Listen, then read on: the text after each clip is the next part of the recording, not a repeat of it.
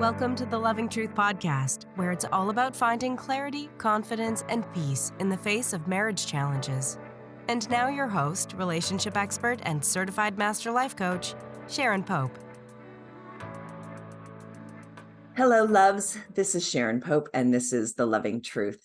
Today, we're going to be talking about the specific challenges that can show up inside of marriages when one partner is neurodivergent. And then we are going to give you really actionable tools, not just some new things to think about, but some actionable tools that you can apply to calm the chaos in your marriage.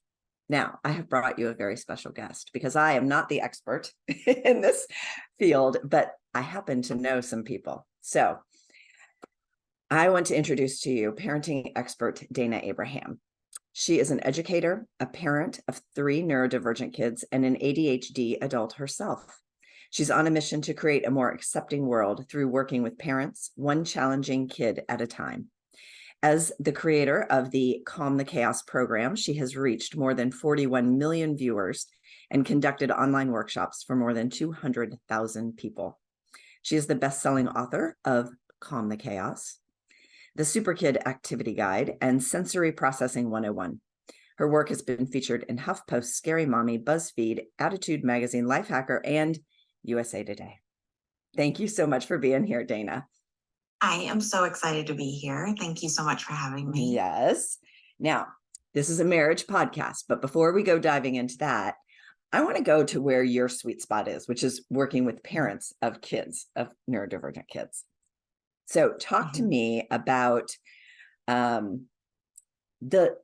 I think we have to get clear about the label, if you will. And I'm not a fan of labels. I don't love labels because I feel like it limits the totality of the person. But I also understand the need for some of the labels because it helps us understand people's experience when we can wrap a name around it. So talk to me about, like, all right, when we say neurodivergent kids and or adults, what are we talking about? Yeah, so neurodivergence is the idea that, and the concept that we all have different brains, just like we have different cultures, different learning modalities, just like we have different races, all the different things, right? Yeah. So it is a difference in how our brains are developed and wired. And so not everyone, though, is neurodivergent, meaning they veer off of what is considered the typical path. So the typical path is what you find in, what to expect when you're expecting, what to expect when you have a toddler, those sorts of things that tell you what the milestones are, when children should talk. And we're looking at, the general public should, start talking, start walking, start doing these things at these certain ages. And neurodivergent is that your brain is wired differently. And so that might be ADHD, that could be autism, that could be bipolar. There could be so many different things that go into being neurodivergent, but your brain operates differently than the quote unquote traditional public. And so the problem that arises is not necessarily the label, because a diagnosis I see as a tool in a toolbox. Had I known about ADHD growing up, I think it would have if I had grown up in today's world, I think it would have really reduced how much I thought I was broken. Something was wrong with me, because no matter how hard I tried, no matter how much I tried to fit, no matter how much I masked, which is like hiding who you really are and hiding these tendencies that are natural to you. No matter how much I did that, I still couldn't fit in. I struggled to make friends. I struggled to keep friends. I struggled to not procrastinate, to stay on task, all those things. Now, I'm a high achiever, so that's the other side of my ADHD. So I was able to hyper-focus and still achieve a great bit. But growing up and well into my young adulthood, I just thought something was wrong with me. And had I known about ADHD in the way that we know about it now, I would have known, wait a second, my brain works differently. That means I require different systems. That means that I need to look at things differently. I need to approach things differently. And I don't have to try to change who I am to be able to fit into the world around me. Right. And I feel like today we're thankfully, we have a lot more conversation around these topics for our kids. Mm-hmm. But as you pointed to, we didn't, adults today didn't grow up in a time where we were talking about that. So we have a lot of adults that don't have the diagnoses to make sense of those differences. And they too might have had the same sort of feeling that, like, I know something's wrong with me, or at minimum, something's different about me. And so, absolutely. And so I need to hide that, or I need to mask it, or I need to overcompensate. The amount of negative feedback that neurodivergent children and adults get from the world around them is, 4 to 10 times higher than your average child or average person. And that's where the labels come in, right? Is that you are bad, you are naughty, you are disrespectful, you're strong-willed, you're wild, you're unruly, uncontrollable, you're highly sensitive, right? Mm-hmm. There's so many, that's where the labels come in, right? So I differentiate. A label is like this box we're trying to put people in. Yeah. Whereas a diagnosis is helpful in understanding why we might do what we do, or why others might do what they do. And it can lead to some supports. So it gives us some information about who we are, or who this other person is, why they might do what they do, and what are some general supports that could be helpful.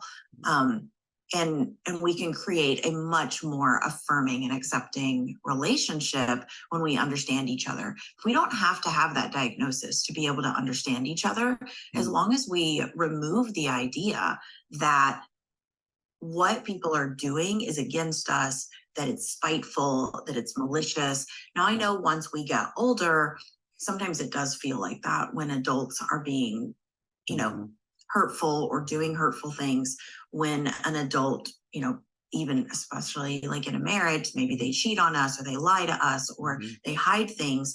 But if we can remember that most adults grew up hiding who they were, lying about the things they were doing, or being talked down to about the things that they naturally tried to do, and then not being taught systems, not being taught emotional regulation, not being taught how to manage these harder ways of dealing with life.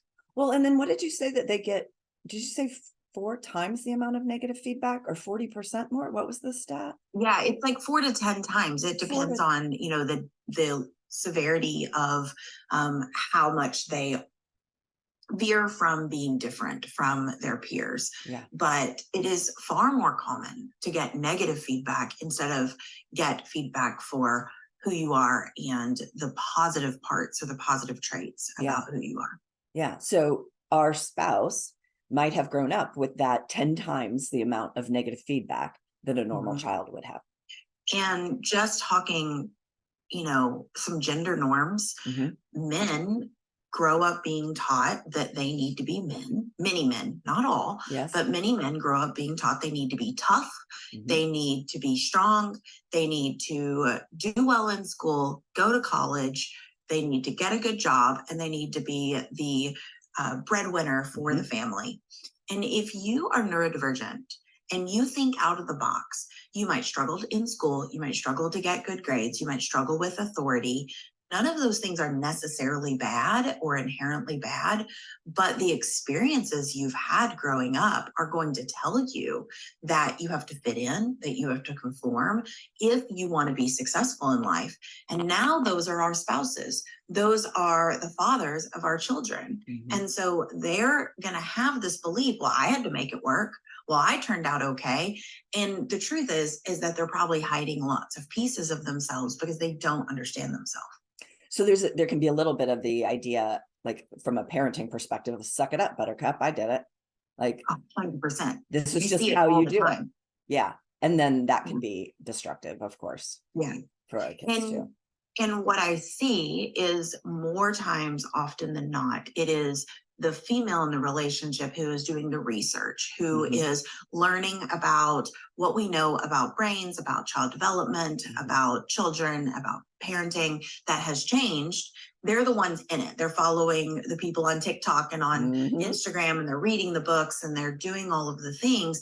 And then they're going to their partner, and their partner's like, this is ridiculous. We should know how to parent. People have parented for thousands of years. Right. And it's like, yes, and this is the most important job we have.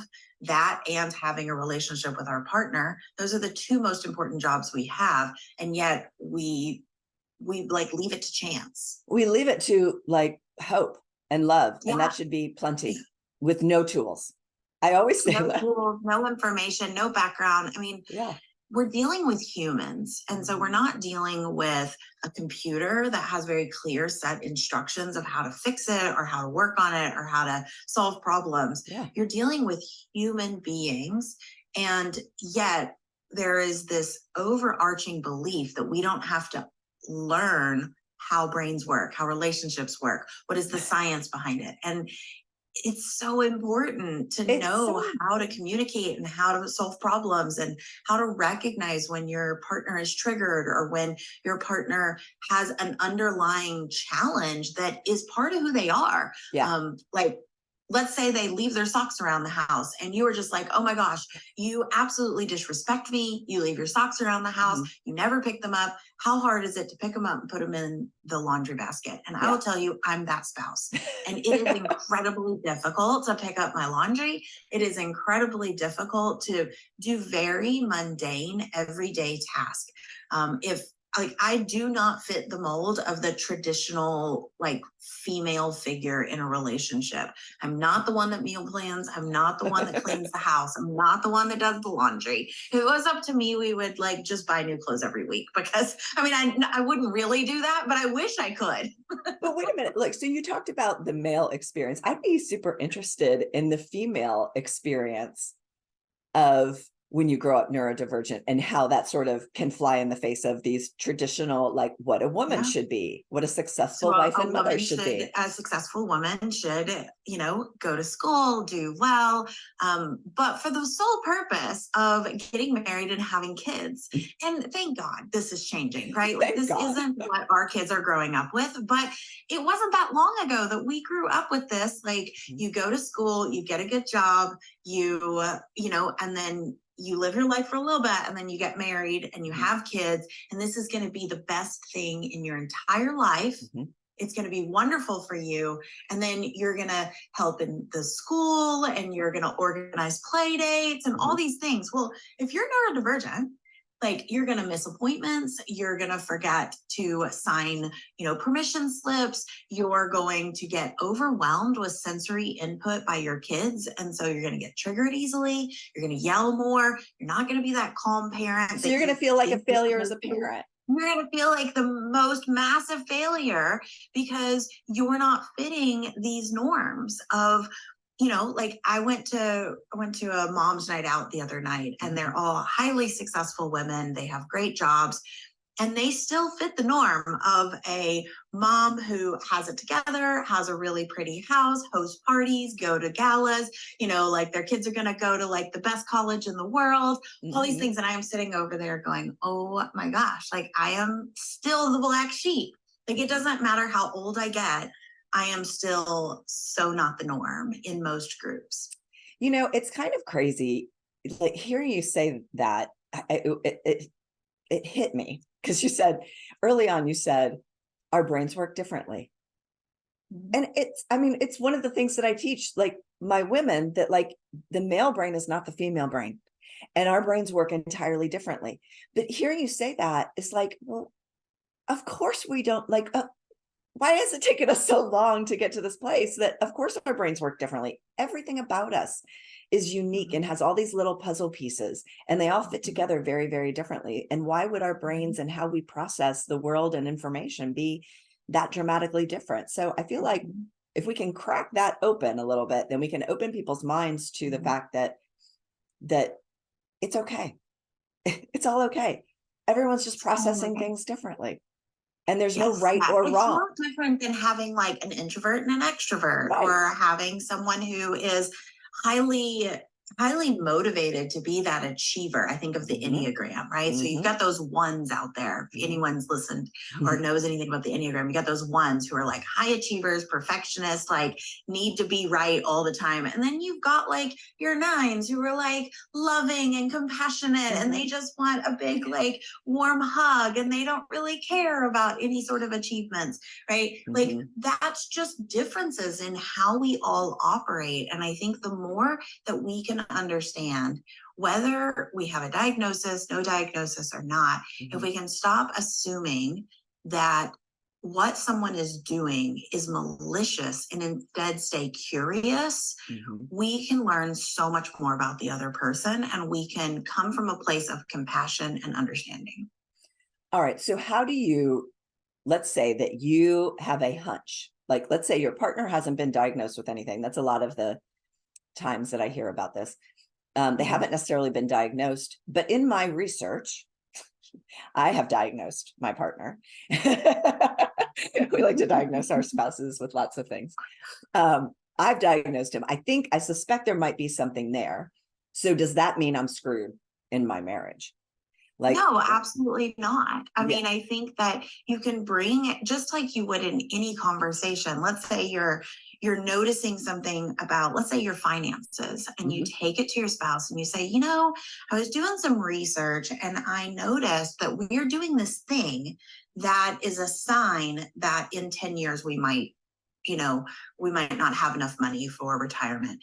And I wonder if it's something we might want to look into. Maybe it's something we want to check into. Maybe it's something we want to fix. Maybe it's something that we just want to be aware of. You can bring that same conversation to your partner and say, so I've been listening to this great podcast, or I was reading this book and man, it just really resonated with me and it helped me understand you on a deep level.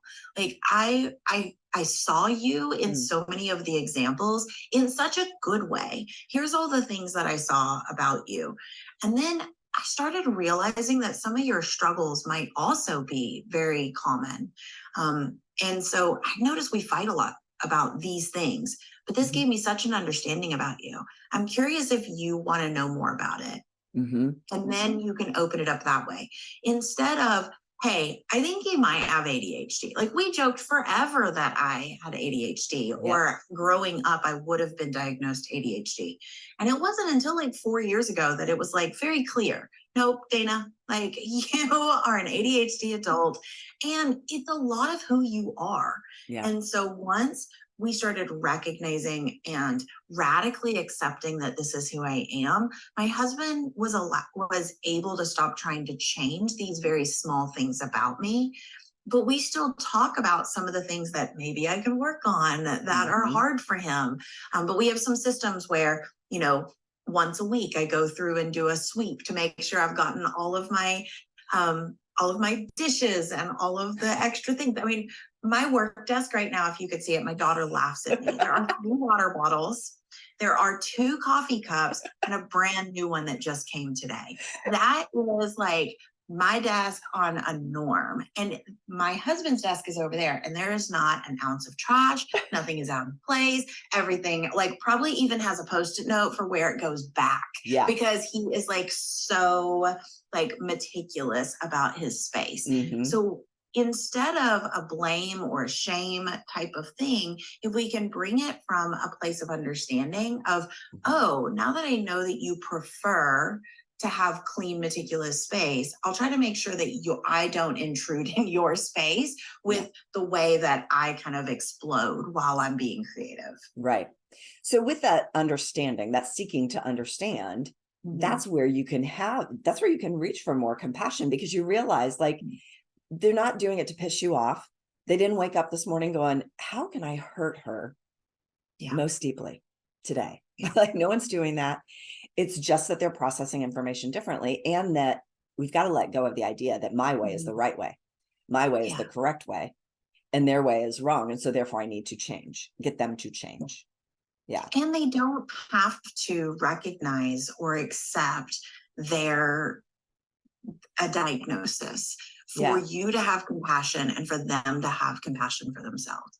You don't have to have that diagnosis, especially if they're at the beginning of their journey. Yeah. So let's talk about the diagnosis real quick, because I know that there are going to be people who are listening who are thinking, well, my husband, I've told him he needs to go get diagnosed.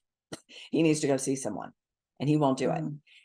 So on one hand, that's us trying to push someone else into changing so that we can feel better, not helpful. But also on the other side of that, I would imagine, because I think about some of the, like a lot of really successful people are ADHD. Like when I think of the executive team where I used to work, I'm not going to name the bank, but a really big bank, like most of the executive team, I promise, has some of this. And that's part of what makes them brilliant in many ways. That they're probably thinking, yeah, okay, maybe, like you said, like you were probably talking with your husband, like I'm probably ADD. But then there's, well, what am I going to do with that? I've never had to do anything with it before. I'm functioning fine. Like, why even go talk to a doctor, get some diagnosis? Then I have to do something with it that I don't really want to deal with. So talk to me about the whole, like, inside of a marriage and this, whether a diagnosis is there or not. Yeah, so we actually have that same dichotomy here. I think that my husband is autistic, and he is slowly starting to agree that he believes he might be as well. And so, but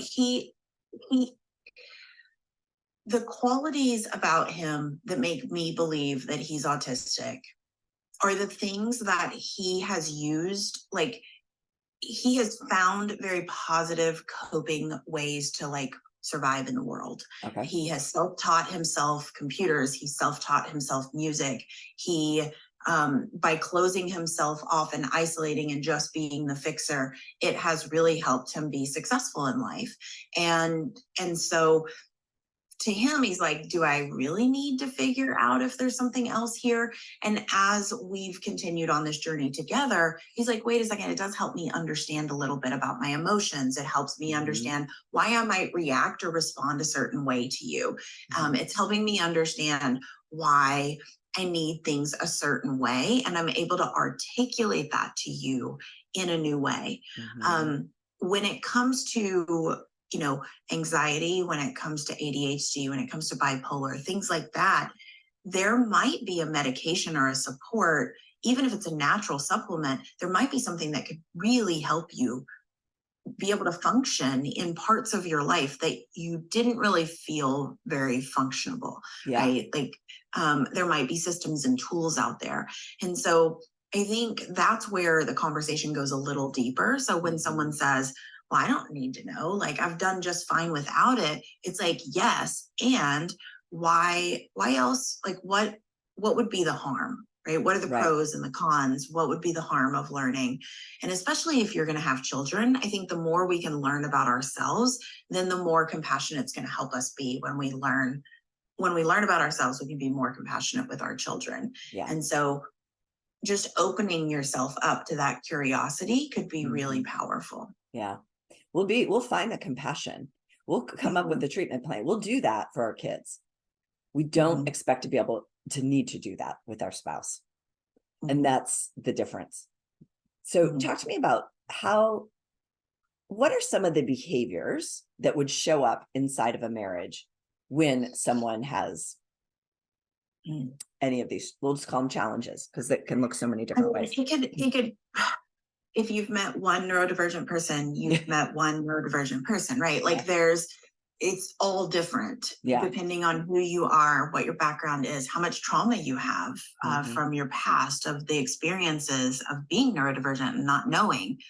And so if your partner is neurodivergent and you don't know or they don't know, you could be seeing like a lack of empathy, or you might be seeing overexcitability. Like, you could see one end of that spectrum where your partner just seems to not be able to meet you where you're at emotionally.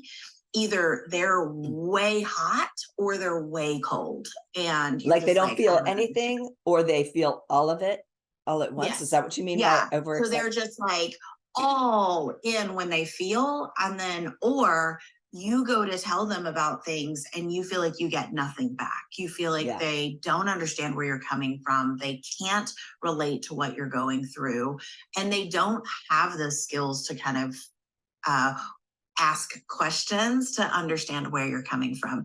That could be one. You could have qualities like what my poor husband has to deal with, which is I struggle with just everyday, day-to-day functions. This is called executive functioning. So executive functioning is your brain's ability to do the things you do on a day-to-day basis. Yeah. So this is task management. This is task initiation. This is organization.